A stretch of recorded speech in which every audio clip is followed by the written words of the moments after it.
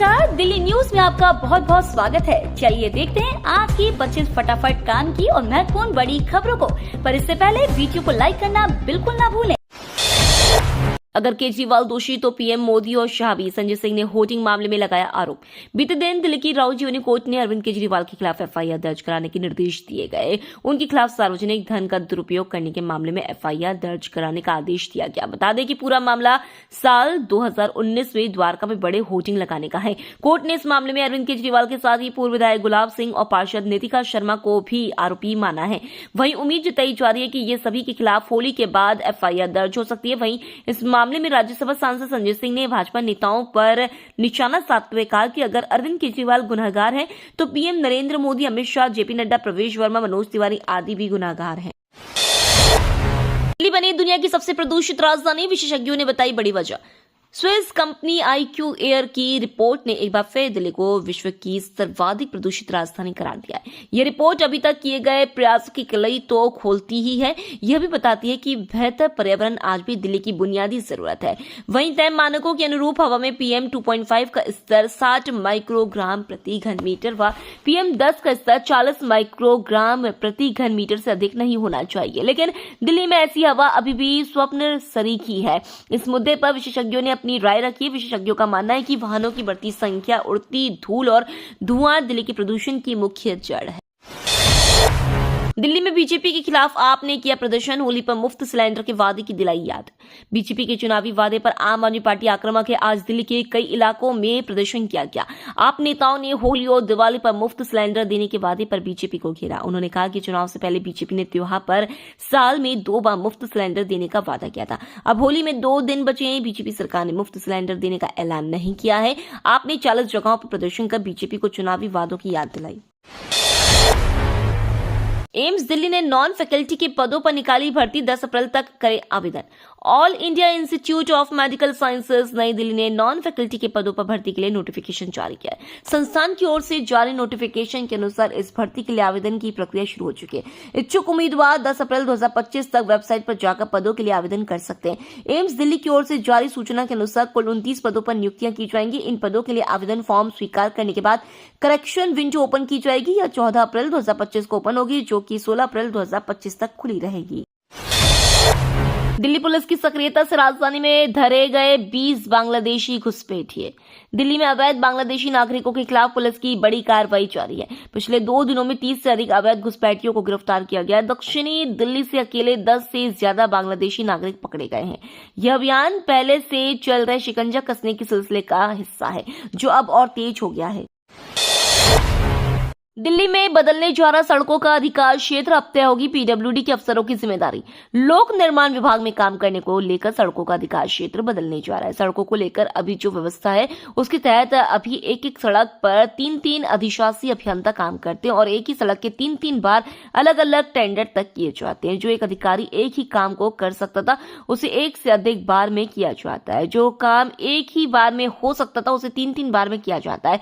इससे समय की बर्बादी होती है और अधिकारियों की जिम्मेदारी भी अच्छे से तय नहीं हो पाती है। मगर अब एक सड़क पर एक ही अभियंता को जिम्मेदारी दी जाएगी। केजरीवाल के कांड पर दिल्ली की सीएम रेखा गुप्ता का नया दाव, रोज रोज कोच का चक्कर लगाना खत्म।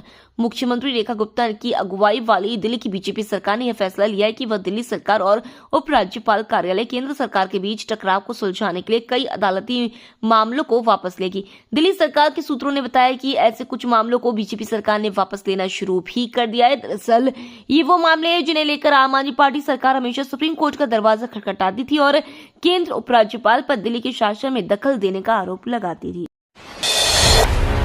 12 मोहल्ला क्लिनिक और 13 सरकारी डिस्पेंसरियों का कायाकल्प करेगी रेखा सरकार। देश की राष्ट्रीय राजधानी दिल्ली में भारतीय जनता पार्टी की सरकार लगातार एक्शन मोड में काम कर रही है। अब दिल्ली सरकार ने 12 आम आदमी मोहल्ला क्लिनिकों को शहरी आयुष्मान आरोग्य मंदिर और 13 दिल्ली सरकार की डिस्पेंसरियों को आयुष्मान आरोग्य मंदिर प्राथमिक स्वास्थ्य केंद्र में बदलने के आदेश जारी किए हैं। इनकी कुल लागत 2.55 करोड़ रुपए होगी। चीफ इंजीनियर स्वास्थ्य द्वारा स्पेशल सेक्रेटरी बुनियादी ढांचे तो मंजूरी के लिए लिखे गए पत्र में बताया गया है कि संशोधन को तत्काल आधार पर पूरा किया जाना है। आरबीआई जल्द जारी करेगा 100 और 200 रुपए के नए नोट। जाने पुराने नोट का क्या करेगी सरकार। भारतीय रिजर्व बैंक जल्द ही 100 और 200 रुपए के नए नोट जारी करने जा रहा है, जिन पर वर्तमान गवर्नर संजय मल्होत्रा के हस्ताक्षर होंगे। इन नए नोटों का डिजाइन महात्मा गांधी श्रृंखला के मौजूदा नोटों के समान होगा, जिसमें रंग, पैटर्न और सुरक्षा विशेषताएं शामिल है। आरबीआई ने स्पष्ट किया है कि पहले से जारी 100 और 200 रुपए के सभी नोट प्रचलन में बने रहेंगे और वे पूरी तरह वैध मुद्रा माने जाएंगे। इसलिए जनता को पुराने नोटों के उपयोग को लेकर चिंता करने की आवश्यकता नहीं है। भारत पाक सीमा पर ऊर्जा परियोजना को मंजूरी। विपक्ष बोला, राष्ट्रीय सुरक्षा से समझौता कर रही सरकार।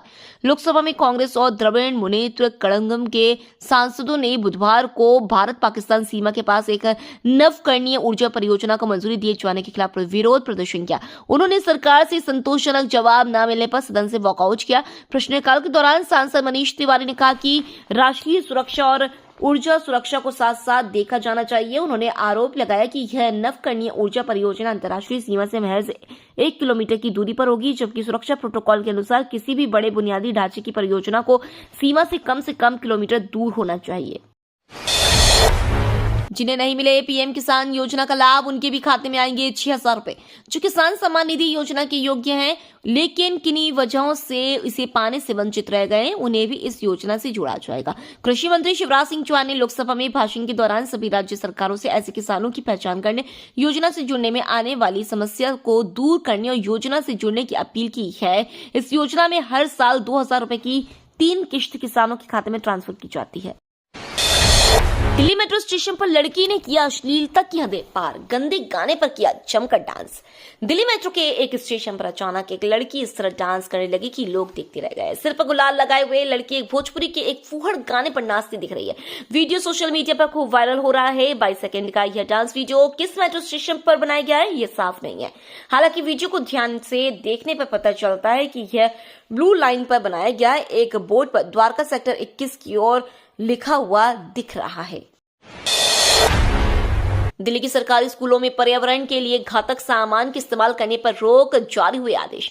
दिल्ली के सरकारी स्कूलों को योजनाबद्ध तरीके से सिंगल यूज प्लास्टिक से बने सामान को इस्तेमाल से बाहर करने निर्देश दिया गया है। दिल्ली शिक्षा निदेशालय ने पर्यावरण विभाग से मिले निर्देश के बाद सभी सरकारी स्कूलों को इस बारे में आदेश दिया है। एसयूपी का इस्तेमाल आमतौर पर खाना और पेय पदार्थ परोसने के लिए किया जाता है, जिनमें कप, स्ट्रॉ, पैकिंग फिल्म और अन्य सामान शामिल है।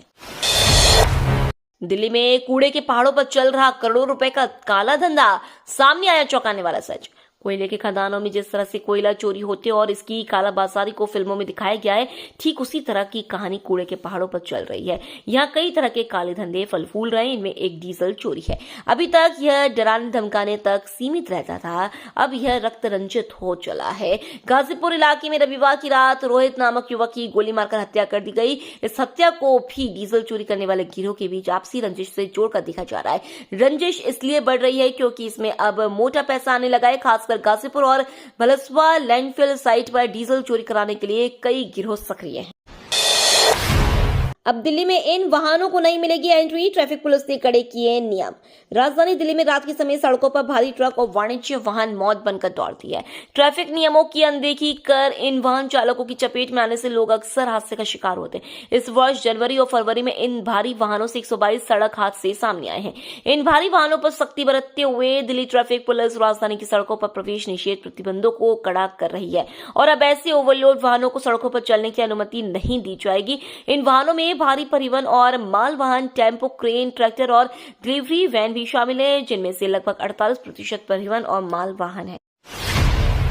दिल्ली में ट्रैफिक जाम से मिलेगी राहत, पुलिस फिर से अपनाएगी पुराना तरीका। 10 साल से यातायात जाम को लेकर दिल्ली पुलिस की दिल्ली सरकार व सरकार के संबंधित विभागों से आपसी सामंजस्य न बन पाने के कारण समस्या का हल नहीं हो पा रहा था, मगर दिल्ली में अब डबल इंजन की सरकार बन जाने पर दिल्ली पुलिस की दिल्ली सरकार से बेहतर सामंजस्य हो जाने के कारण जाम की समस्या का काफी हद तक हल निकालने की कोशिश की जा रही है। दिल्ली में गाड़ी चलाने वाले हो जाएं सावधान, एक गलती से रद्द हो सकती है लाइसेंस। दिल्ली एनसीआर में रहते हैं और अक्सर दिल्ली अपनी गाड़ी से जाते हैं, तो ये खबर आपके लिए। दिल्ली ट्रैफिक पुलिस ने गाड़ी चालकों के लिए नया फरमान जारी किया है। इसके तहत अगर आप 3 बार से ज्यादा रश ड्राइविंग या शराब ड्रग्स के नशे में गाड़ी चलाते हुए पकड़े जाते हैं तो आपका लाइसेंस रद्द किया जाएगा। दिल्ली ट्रैफिक पुलिस का यह कदम राजधानी की सड़कों पर जानलेवा दुर्घटनाओं की बढ़ती संख्या को रोकना और आदतन उल्लंघन करने वाले पर सख्ती करना है। दिल्ली में अधिकारियों के खिलाफ शहरी विकास मंत्री ने दिए सख्त कार्रवाई करने का आदेश। प्रदेश के शहरी विकास मंत्री व जनकपुरी के विधायक आशीष सूद ने कहा है कि हर अधिकारी अपने क्षेत्र में जन समस्याओं का समाधान सुनिश्चित करे, अन्यथा उनके विरुद्ध सख्त कार्रवाई की जाएगी। जनता की समस्याओं का समाधान सरकार की सर्वोच्च प्राथमिकता है। इनमें किसी भी तरह की लापरवाही बर्दाश्त नहीं की जाएगी। जन सुविधाओं के साथ साथ स्वच्छता और सुरक्षा पर जोर देते हुए उन्होंने कहा कि सरकारी पूरी प्रतिबद्धता के साथ काम कर रही है। दिल्ली पुलिस ने फर्जी बैंकिंग साइट से लोगों को चूना लगाने वाले साइबर गिरोह को किया गिरफ्तार। दिल्ली पुलिस ने पूरे भारत में सक्रिय एक संगठित साइबर धोखाधड़ी गिरोह का भांडाफोड़ किया है। पुलिस ने भोले भाले पीड़ितों को धोखा देने के लिए फर्जी बैंकिंग वेबसाइट और फिशिंग लिंक बनाने वाले गिरोह के 3 प्रमुख सदस्यों को गिरफ्तार किया है। पुलिस अधिकारी ने कहा कि आरोपियों ने संवेदनशील बैंकिंग जानकारी चुराने के लिए उन्नत डिजिटल तकनीकों का इस्तेमाल किया, जिससे व्यापक वित्तीय धोखाधड़ी हुई। पुलिस उपायुक्त निधिन वाल्सा ने कहा कि गिरोह ने एक प्रसिद्ध बैंक के प्रतिनिधियों का रूप धारण करके लोगों को निशाना बनाया और आकर्षक क्रेडिट कार्ड सौदे पेश किए। 11 लाख लेकर नीदरलैंड का दे दिया फर्जी वीजा एजेंट यात्री के साथ गिरफ्तार। आईजीआई एयरपोर्ट जिला पुलिस ने यात्रियों का नीदरलैंड का फर्जी वीजा बनाने वाले आरोपी एजेंट कुलदीप शर्मा को गिरफ्तार किया। उसने 11 लाख रुपए लेकर फतेहाबाद हरियाणा निवासी संदीप कुमार पुत्र राजेंद्र का फर्जी वीजा बना दिया था। कागजातों की जांच के दौरान पीड़ित यात्री संदीप कुमार को भी गिरफ्तार कर लिया गया। उसे इरादा इस्तांबुल के रास्ते नीदरलैंड भेजा जा रहा था। पुलिस को शुरुआती जांच में पता चला कि आरोपी कुलदीप शर्मा काफी लोगों के फर्जी वीजा पासपोर्ट बना चुका है। एजेंट से पास से एक फर्जी स्टाम्प बरामद की गई है। कल होली पर दोपहर 2:30 बजे तक बंद रहेगी दिल्ली मेट्रो की सेवाएं। होली के मौके पर कल दिल्ली मेट्रो की सभी लाइनों पर सुबह से दोपहर 2:30 बजे तक मेट्रो सेवाएं बंद रहेंगी। इसके बाद मेट्रो का संचालन सामान्य रूप से जारी रहेगा। इस रूट में एयरपोर्ट एक्सप्रेस लाइन भी शामिल है। दिल्ली मेट्रो रेल कॉर्पोरेशन ने जानकारी देते हुए कहा, होली के दिन 14 मार्च को दिल्ली मेट्रो की सभी लाइनों पर दोपहर 2:30 बजे तक सेवाएं उपलब्ध नहीं होंगी। टैरिफ कम करने और व्यापार बढ़ाने पर काम करेंगे भारत और अमेरिका, संसद में बोली सरकार। भारत और अमेरिका एक व्यापार समझौते पर बातचीत करने की योजना बना रहे हैं और दोनों देश बाजार पहुंच बढ़ाने, आयात शुल्क और गैर टैरिफ बाधाओं को कम करने और सप्लाई चेन इंटीग्रेशन को बढ़ाने पर ध्यान केंद्रित करेंगे। ये बात बीते दिनों संसद में बताई गई है। लोकसभा में एक लिखित उत्तर में वाणिज्य और उद्योग राज्य मंत्री जितिन प्रसाद ने कहा कि आज की तारीख तक अमेरिका द्वारा भारत पर रेसिप्रोकल टैरिफ नहीं लगाया गया है।